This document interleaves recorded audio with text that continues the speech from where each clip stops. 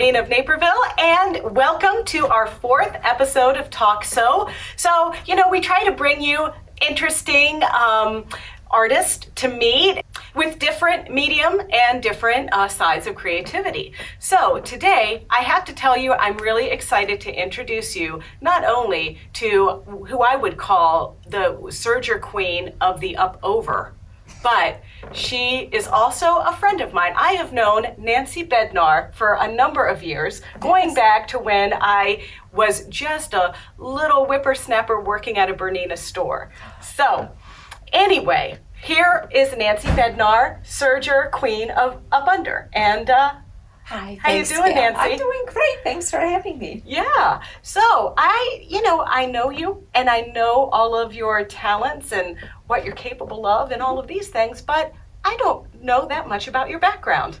Oh, okay. Well, I actually learned how to sew when I was in grade school because my mom kicked me and my girlfriend out of the house because we were making too much noise and my dad was sleeping. And so she just thought after school she would get us out of the house. And so I went to a Chicago Park District building where there was this lovely older woman who was teaching.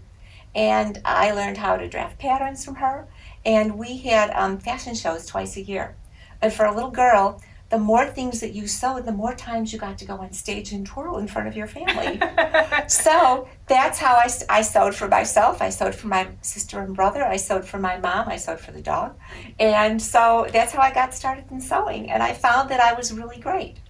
And it's great that you found that voice at a young age. Yeah. So did you pursue this in school? I did up to a point. I had to leave college for a little while, so then I finished my degree just on part-time school. But I just loved pattern drafting. I love all the numbers.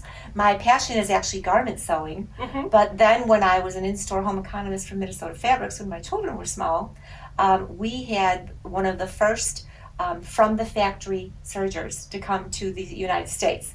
And it was by Baby Lock, and it was called the Mammy Lock. And I swear it was the mother of all sergers.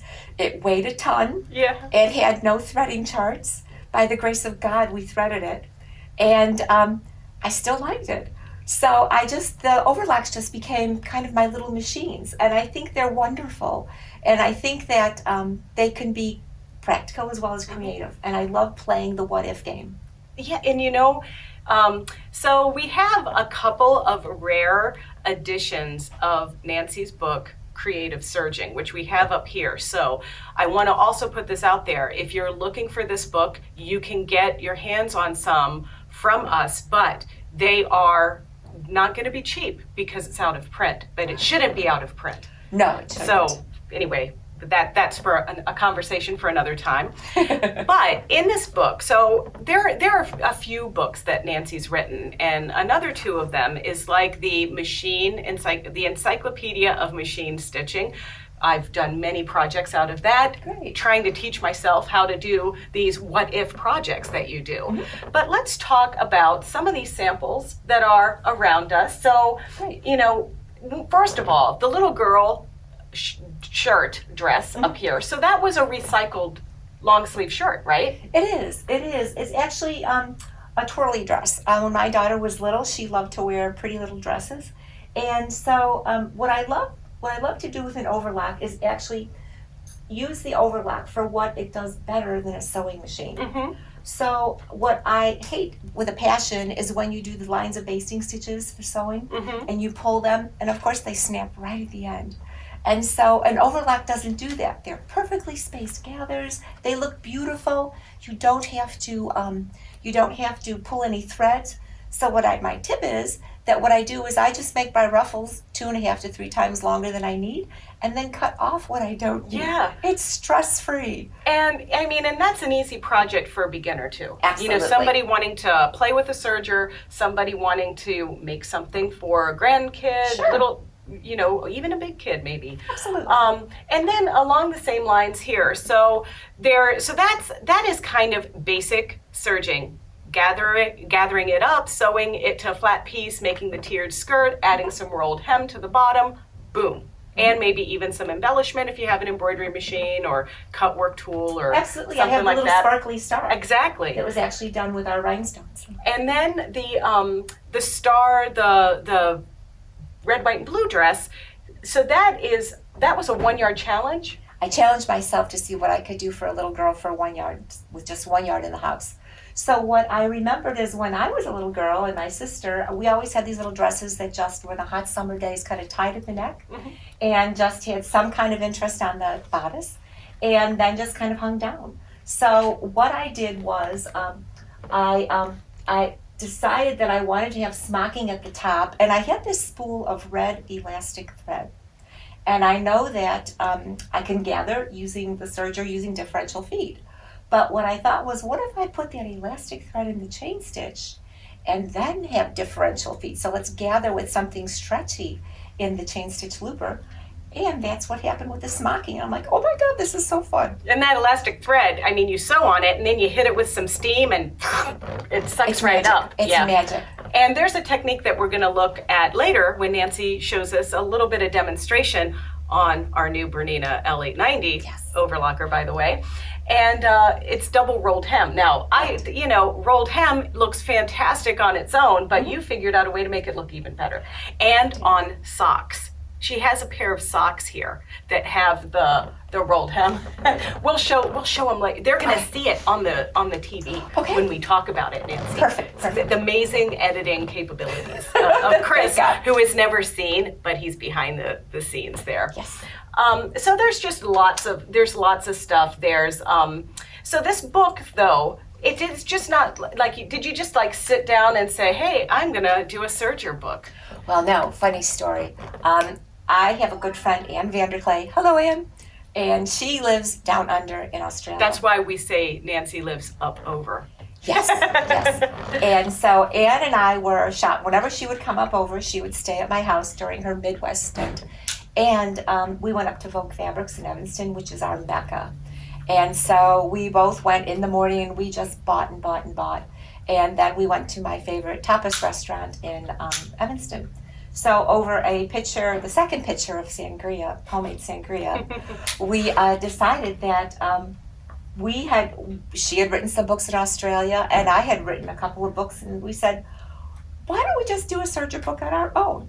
So right then and there, with another pitcher and sangria on order, we took napkins, we wrote out the chapters, and we went back to Vogue and we bought fabric for a book that was yet to be. So what we did was then I wrote up a proposal, sent it off to a publisher, and we did a creative challenge between two friends who loved the Serger. And the biggest challenge for this book for you?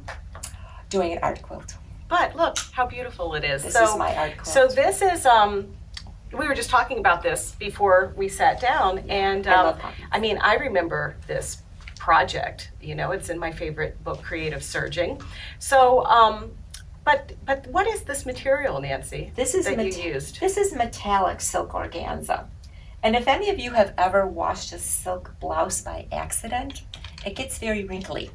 And so that was perfect because poppy leaves have a crenellated texture. They have a wrinkle texture on the leaves. So what I did is I sandwiched it between two layers of water-soluble stabilizer, and I set my serger to do a chain stitch using threads that coordinated with the metallic color of the organza. And I did all these chains, wiggly ones, they don't have to be straight, and then I dunked it in water, and this is the fabric I got.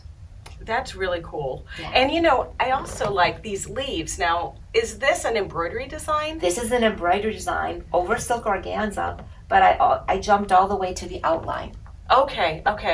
So all the voids with the water-soluble stabilizer, once you rinse it away, are the sheer parts that you see. And were these tubes turned on the serger? Yes, I don't have a lot of spaghetti strap needing opportunities in my life, but I thought they make the best stems ever for when you're doing applique, when you just need something skinny and small in quilt pieces. So they were beautiful. They turned out really nicely. And so this was an inspiration for me. I made a quilt. It's in the store, whatever. But I needed to make a basket.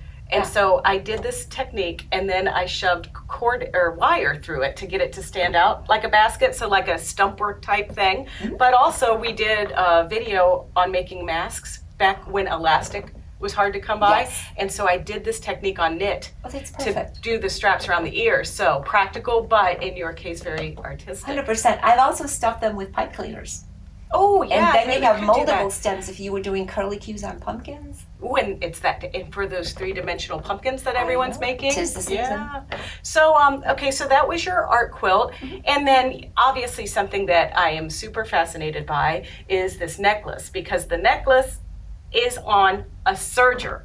Yes. It is on a serger, but obviously you don't feed beads through the No. serger, but this is, I should have you talk about this, but we'll show this up close, but this is, so Nancy, what's in that? This is very fun. This is just rolled hem chain. And I am a passionate collector of variegated thread. This is a hand-dyed variegated thread. It's a 12-weight thread, like a top stitching thread. And what I did was I set my serger for a 3-thread rolled hem, right needle rolled hem, and then I bundled 3 pieces of Pearl Crown rayon or a 12-weight thread, kind of twisted them a little bit. If there's a cording foot available, you use a cording foot, and you just feed that through and you roll hem over the bundle of cords. And you get this wonderful chain that comes out. And I actually kind of like the fact that it's a little wrinkly. You can actually smooth it out and pet it and it'll come nice and smooth. But what I was telling Gayle is that if the caution is you have to have something to wind this on as you're serging, because if you pull out and you're just having the best time making this cord and you're just having so much fun and you're going to go till the end of your variegated thread spool, if you make a whole mess of spaghetti behind the overlock, then there's some little genies that make knots. And I don't know how that happens, and then it's a mess to get out. So you have to pull some, wrap some. Or it becomes your 3-dimensional bird's nest. Well, my friend Anne would actually use it in some art installation, and she'd be brilliant. So I'll just leave it at that. So now, is that like a spool of the 12-weight King Tut that would make that up? So I'm just trying to 100%. figure out, some kind of like, how long do I have to plan to sit there and? It's the whole spool of King Tut. That's exactly what you get with the filled cord. And then here's the fun part about it. Some of these beads have a tiny little twinkle in them. The ones that are more turquoise, some are greener, some are. Yep, I see the There's metallic thread in there. There's a little bit of sparkle. If you put a filler cord that is metallic, you'll just get a little twinkle in the cord, which is kind of fun too. Mm-hmm. So you wrap these beads then on unvarnished wooden beads using clear, quick grab glue. Say that 3 times fast. Clear, quick grab glue. Is that like Mod Podge, or are we graduating to better stuff than Mod Podge with these? There's a couple different brands out there, and the clear stuff is great. And you just kind of wrap your little beads and let them dry overnight. And then you spend lots of money with Swarovski crystals at the bead store to put this inexpensive necklace together to look like what you have. It's not inexpensive because the time you put into it, sitting there at your overlocker, roll hemming and making your own cord, that is what the value is. But that's the playtime. So now you have had a career in sewing. You work for Bernina for a number of years, and now you are on the road when we can get on the road. Yes. So, and you have another project that you're starting. I'm so excited. Right before our lockdown happened, I actually went to a studio, got a nice picture done of me that I actually liked, and I decided to do Alignum patterns. So I'm so excited to show what's going to be my first pattern. And it's been a project I have taught so many times at sewing classes, and the customers have loved it. And it is a 3-pocket travel bag. And it's mostly done on the serger, and I love it because there's creative opportunities to knock off what is in retail, but make it look even prettier using any of the gorgeous fabrics that are all at your local quilt shop. And I have to show. So we'll get a close-up picture of this so that you can see. But it's got the double rolled hem. She's quilted with the chain stitch. And then this clear vinyl that's in here, you can see the serging stitches, but you've done the zipper on vinyl and and sewn on the zipper. I think that's pretty impressive. So it is. Nancy's going to give us just a tease about this because we don't want to give the whole thing away. You're going to want to get this pattern when it's available. Yes. And where can we find it or get more information about you? More information. I'm taking a deep breath and doing the step. I'm going to build a website. It's in the works right now. It's going to be nancybednar.com. That's the working title right now. So please, if you're interested, just drop me your email information and I will put you on a mailing list. Yeah. I'm so excited. And we'll have a link on the website too and in Thanks. this description. So hopefully, Absolutely. you know, we get some viewers on this and hopefully, you know, everyone is like a buzz about sergers Yes. and overlockers now. And mostly it's because Bernina has launched these two amazing machines. And don't make me pick one. You know, I am like usually a top of the line person, but I love both of these new L850 and L890 machines equally. And we're gonna play with the L890. It's the sparkly new toy. It just came in Thursday, I think. Yeah. But let's see, we have other things. So now one of the main differences between the L850 and the L890 is that one is a standard 4-thread overlock stitch making machine, whereas the L890 has the cover stitch and a chain and overlock stitch together. So this is a really fun project, but this one, you notice a lovely rotary cutter holder. I tried to beautiful. match it, isn't that? It's a gorgeous rotary So cutter. this is Serger plaid, and Serger plaid is another thing that I have to say that when I was teaching overlocking classes before, I was using this book because there's a fun little project in the beginning of the book that is Serger plaid, cover stitch plaid. That's what it is. Coverstitch Yeah, plaid, right. And so that's really fun. The shirt you're wearing today Oh, thanks. is really cool. Thanks. It's Thanks. she flat locked it. I sure did. Yeah, it's really Just pretty. little subtle things. Yeah. But yeah. The colors are nice. Thanks. The secret on cover stitching, flat locking on knits is that you have to stabilize the edges with just a little piece of treacle interfacing, so that when you pull the layers apart, because this is all scraps, that when you pull the layers apart, what you're pulling against is now equalized. Yeah. It's the same thickness. And you know what, that stuff, we carry it here. It is fusible stay tape. That works really well. So Yes. if you don't necessarily have to scour the planet, we have it here. If you're interested, I even do it when I hem knits and things like that. It's wonderful. I think there's some other things here. Okay, Oh, these little guys. I have a question for everyone. What do you think this is? I have thought of everything except what they are. I thought that Nancy brought Camilla a little Christmas collar. You know, I don't know if this would really fit around her neck, but these are. Doorknob jinglers. But look, you know, the cool thing about these, there is flat locking, like you mentioned, that you have on your shirt, but it's done with this razzle dazzle or a similar type of Very thread. similar. Yep. And then fed pearls on the edge. Yes. So another quick way to kind of get to know your overlocker.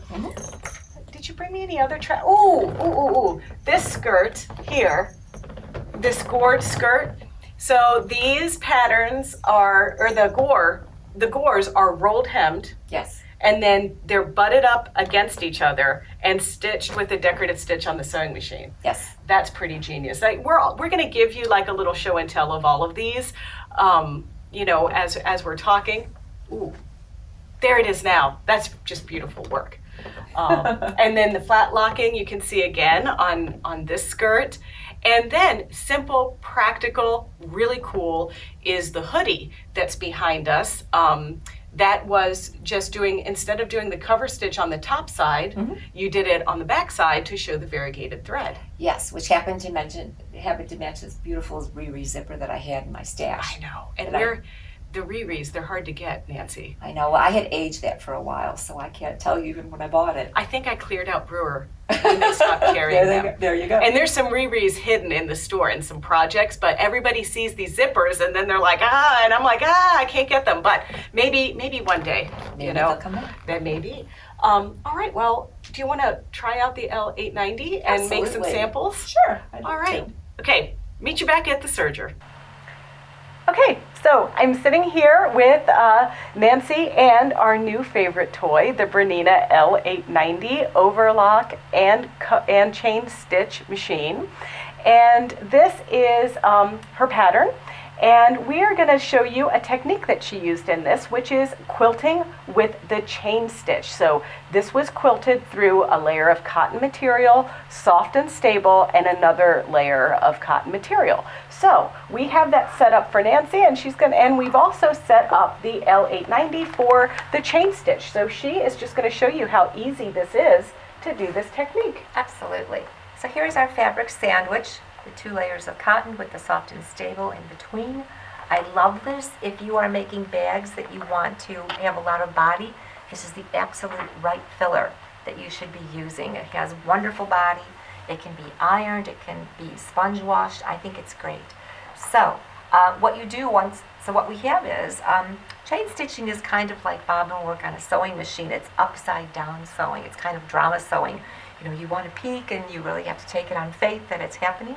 So what you do is wherever you want the chain to appear, like on the top of my bag, I would put this pretty side down, right side down, so I'm looking at my lining fabric.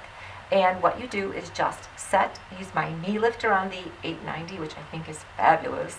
And chain stitching has to have the first stitch in fabric to create the chain. And I just love this stitch. It's pretty, it's decorative, it's better than any straight stitch or satin stitching. And with decorative threads and thicker threads, just gorgeous. And then all you're going to do is just kind of wiggly stitch and meander. I love when lines intersect. I think they're great. That's kind of fun. Stop with the last stitch in the fabric, and you're going to use my heel kick up on the foot control. Lower on that foot. There you go. Thank you. All right, I'm going to lift up my foot. I'm going to use this wonderful tool to pull my threads out to lock my stitch. Pull back, and I either use the thread cutter or I snip. And here's the stitch that I just stitched. This is how I did the poppy petals, and this is how I do the quilting. Yeah, it's really cool looking, especially when you get, now what we're using in here is really like hand embroidery pearl cotton 8-weight thread is what we've put through there. Yes. And so this is just a fun way to play. You could use this on many applications.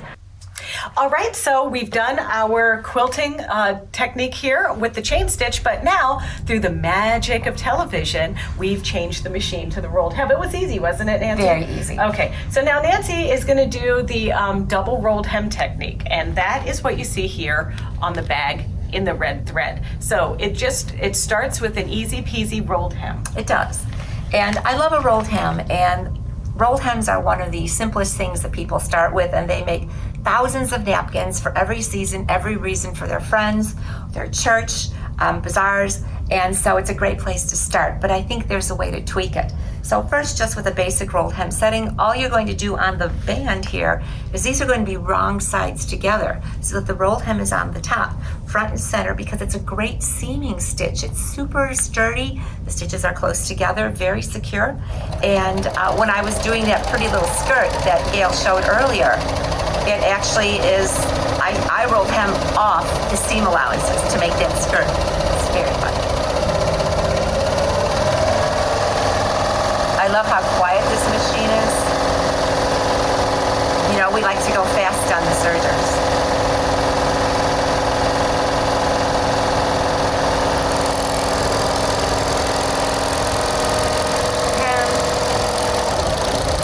And I cut.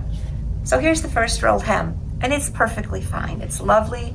It looks nice and clean, except sometimes, as you can see here and here and here, the color of the fabric shows through. And when I do a rolled hem, because we can make choices, creative choices, I thought, well, why don't I just make this a little bit more pronounced, and then it looks like micro piping, Gayle.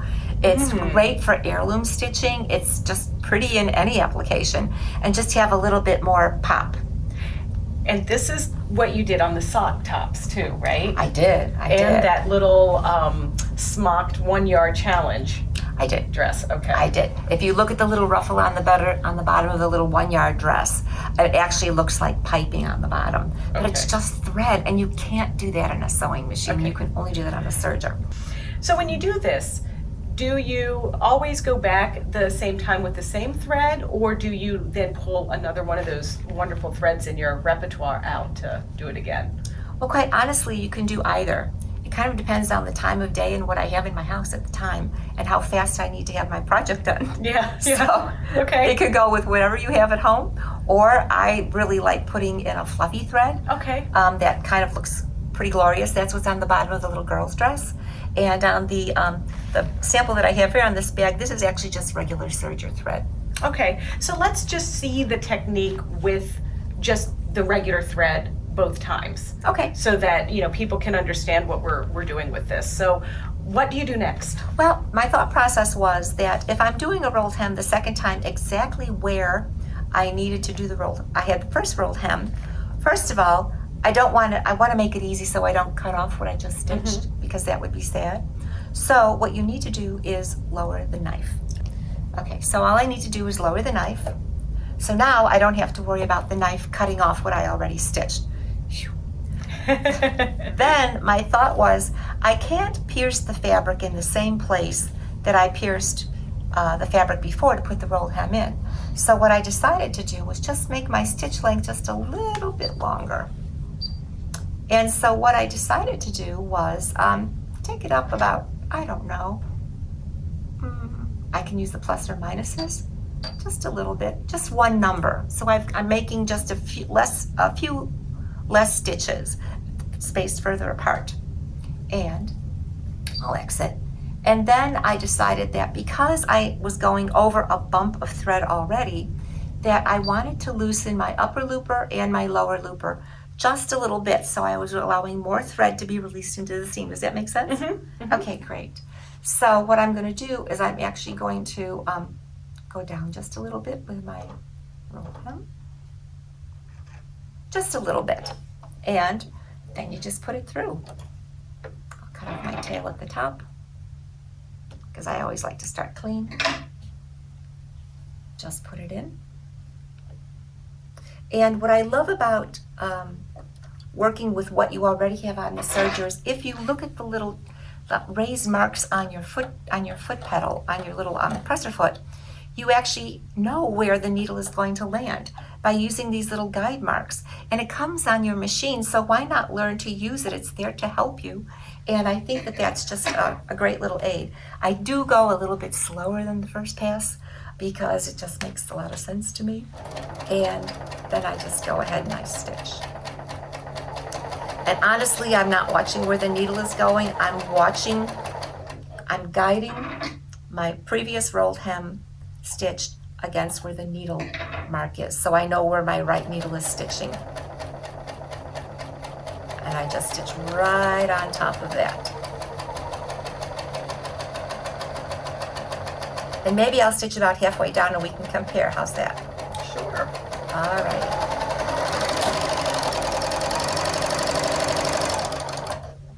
And here's the difference. Here's the double stitched rolled hem. Here is the single stitch rolled hem. Isn't that a nice difference? No, I could really see the benefits of doing this. Yeah. And I would imagine for some folks that are doing this as maybe a more decorative treatment, that lettuce edge that you can do with the differential feed to stretch it out so it's curly, like my socks I keep going on and on about, right? That would give it even more curve, because you're adding more thread into a small area. Absolutely. If you're doing it crosswise on a knit, the knits are going to get spread apart because of how knits are created, and they naturally will wave. However, if you're doing it on a woven, if you don't cut your napkins from selvage to selvage like squares going across, but you cut diamonds, all those are angled. Those are 45-degree angles. They're biased. A woven will ripple just as well as a knit will. Yeah, this is true. I've done this on some other things by accident. Happy accident. Exactly. Design opportunities, Nancy. I know. All right, so we're gonna try this now that we are comfortable with the technique. Now we're gonna try with our soft lock thread. Okay. All right, pass number 2, Nancy. Okay, so what we've done with this serger is we have now put soft lock, which is kind of a fluffy thread, in the upper looper only. with the regular gray thread in the serger thread in the needle and the lower looper. And we've rethreaded the serger, and we have tweaked the rolled hem so that it is a little bit longer and the loopers are a little bit looser, so that you're not stitching in exactly the same place that you did before, and you're putting a little bit more thread into the curl in the rolled hem so that we have we don't have a thread jam. Okay, I think that's great. So what you do is you just go ahead and you stitch a second time. I'm putting my my rolled hem, lining it up with the little tick mark on the little presser foot, and that's supposed to be where the right needle is. And I'm just going ahead and stitching a second time. I go a little bit slower than before. My knife has been lowered, so I have no chance of cutting off what I stitched before, what I worked so hard to do. We laugh, but we've done that before. And there it is in the trash can. You're like, oh, we get to do that again. And I actually like, Gayle, that we're doing this in contrast thread so people can see that the stitches aren't stacked one on top of another. They're just kind of going in between. And if you had the same color both times, they would do a beautiful fill-in. So that's another question. So you would do this with your red Serger and then red soft lock. Yeah. If you were making a project, or I think it would be really cute if your first pass you did like a metallic thread, and then the second pass you did a fuzzy thread. 100%. Look how pretty that is. And that's even with the gray underneath and the peachy color on the top. I love this. This is really pretty. This thread is fabulous. I love it, yeah. And tell me, on soft lock, can you iron over it? Yes, now that is a big difference. So if any of you have ever used woolly nylon, you will know that you better not get an iron anywhere near it. It melts with you, but by mentioning iron, right? It's awful. But the soft lock is actually a poly, so you can iron it easy. Yeah, you lose the woolly part of the woolly nylon. Yeah, this is close. I can't really tell a difference once it's through the machine. This thread, particularly if you're serging for babies, where you're going against an infant skin that's so soft and wonderful, you don't want anything that's harsh against them. So the soft lock is what I like to use if I'm sewing for little people. Excellent. Great. All right, so now I'm holding my breath here, getting very nervous because you are going to show us something pretty cool. So, first of all, this fabric, did it come this way? It did. Treated? Oh my God. Isn't that the best? It's adorable. So, Nancy actually puts zippers in with her serger. Oh my gosh. Okay. And so both of these were done with the serger. And then, of course, you can see on this example that it was done on the serger. And so don't you love that the colors show? I know. She made this bag with the colors of the looper paths. I know. So you've got red, green, or red, blue, green, and yellow. So what a little smarty pants you are. This is K England, isn't it? Some K, some Moda. Okay. Well, nonetheless, there you go. Little smarty pants matching to always teaching. I actually just like the colors. You can just tell me to shut up. Okay. So now, what stitch is necessary on our overlocker for this one? Honestly, it's a basic 4-thread overlock. 2 needles, 2 loopers. That's it. A simple balanced stitch. It's kind of a bread and butter stitch. One of the first stitches that you learn on a serger. Okay, and look, she's brought us a zipper and a little piece of fabric here. Isn't that fun? All right. Well, Nancy, I'm going to sit here and hold my breath. Okay. Okay, so now I can get through this, Nancy. I can get through watching you do this. So Nancy's going to put in a zipper on the serger with the waxed, this isn't waxed, what is this? Finalized or coated. Coated fabric. And I want to tell you, as you know, we got this machine on Thursday, and a lot of you that have pre-ordered, you're excited to get the accessories. And the ideal accessory for this technique is the multi-purpose foot, but don't get excited. This one is for the other Bernina sergers, the L450 and L460. And typically, Nancy, when she teaches this, will show people to do it with and without the foot, and it really does go very well when you do it with the foot, but we're camping today. Absolutely. So we're going to do it without, but keep this in mind. So when you see our zipper videos in the future, you'll see us using this foot when we get the accessories. So, you know, all right. Okay. So what I have here, Gayle, is I have a piece of vinylized fabric, and I have a zip that's cut kind of to the size that I'd like my little finished bag to be, kind of like this. And I love making these bags. They're fast, they're clean, they're easy, the fabric doesn't ravel. And what a nice little gift to give somebody, or even for yourself when you're putting all your lipsticks or your makeup in your purse. Yes. You reach in your purse, and instead of hunting, you feel for the vinyl. Yeah. And you go, oh, that's the shiny fabric, and it's easy to locate the bag with whatever goodies you put in there. The key when you're working on a serger, and also when you're working in garments too, is I always buy zippers longer than my pattern suggests. Because we don't want to get anywhere close to the hardware at the top or at the bottom of the zipper, I'll always buy an extra long zipper. So I know this is kind of way oversized for what we're doing today, but it was the right color. Okay. That's what I had at home. Hey. But what you do is on the first side, what I'm going to do is, because a serger has, if you look here, we have super long feed dogs. We have two instead of one in the sewing machine. We have one in the front and we have one in the back. For that reason, we don't need a specialty foot like you do on a sewing machine, like a Teflon bottom foot on a sewing machine, because the two feed dogs feed the fabric through really smoothly and hiccup free. If you just look, this is plain old clear plastic. Yeah. This is just vinyl you find at the any store that sells it on a roll. And so, and there's no hiccup, there's no sticking. It's just brilliant. It's another thing that a serger does better than a sewing machine. So what I do is I position my zipper so that I have enough clearance from the back so that the back of my foot isn't anywhere near where that pull is. And I actually start stitching on the zipper tape itself to kind of get myself lined up. I have a question about the knife. Yes. Do you have it up or down? Absolutely. I have the knife up. So you're not worried about cutting the zipper tape? I don't care if I cut the zipper tape because my loops are going to cover it up. Oh, well, okay. There you go. Okay, so now I can breathe. Okay. All right. I have 2 needles for security. Okay. To keep the zipper in place. Okay. Because I'm a cautious sewer. And this is just, I love these because it goes fast and it looks super clean. And people are impressed, and you can tell them how hard it was if they don't sew. Okay. And all you do is you just go ahead and you just serge the zipper on. And I am cutting everything, Gayle, isn't that great? Okay.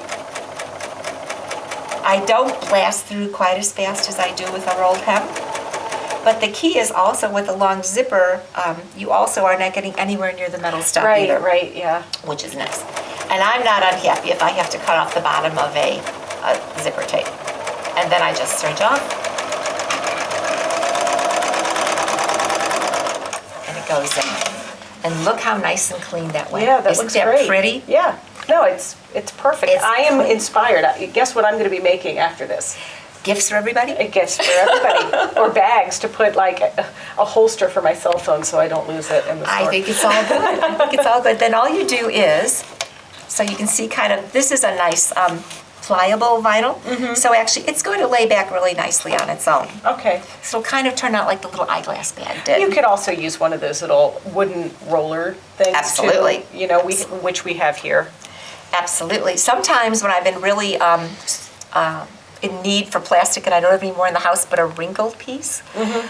Yesterday, one of these pieces of plastic, I don't know how it got those elves again in my sewing room, but I actually had to put a double layer organza press cloth over the vinyl, and I actually steamed this flat. Oh yeah. I've done that too. we sell the vinyl in a package, and sometimes what we do is we get our ironing board warm.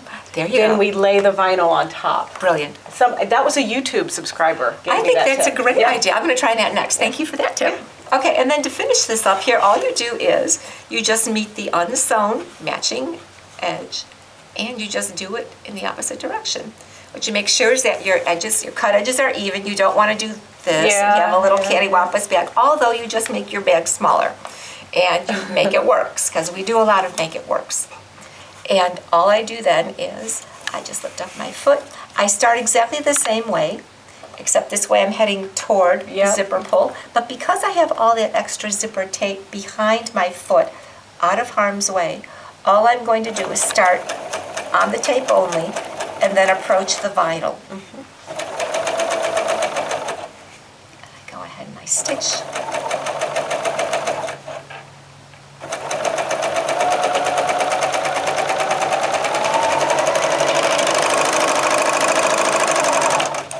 Here's the second side. Awesome. Just there. Do you want to see how I finish it? Yes. Okay. I can't get to this point. Be like, Nancy, help. Call. I have a bunch of hot dogs. I don't want to make these bags. I know. So, super important next step. Okay.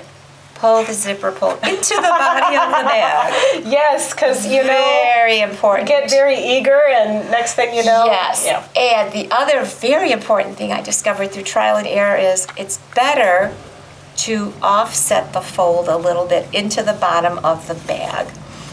So, Gayle, super important to pull the zipper pull into the body Okay. of the bag. Okay.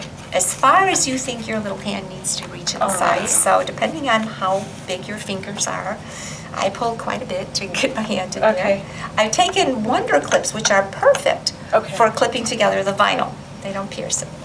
And all I do now is I've offset the top of the bag, and I just go ahead and I've cut off the excess on one side of the zipper tape. And I'll show you there's two different ways you can do it. You just go right ahead and the serger goes right over those zipper teeth.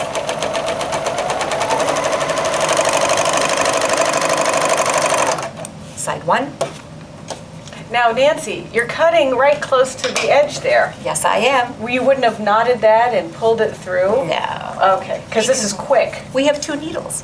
Okay. It's okay, all good. Okay. It's all Okay. good. Okay. I promise. All right, I know. Okay, so do you want the ta-da big finish? Yes. All right, we are going to let the knife in the serger cut off the rest of the zipper. All right. All righty. Have faith. It's Okay, good. It's all good. Just hold it flat.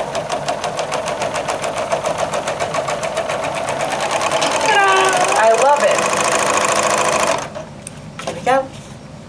Here we go. What I love about having the 2 needles is we have these beautifully square corners now. Then you just reach inside.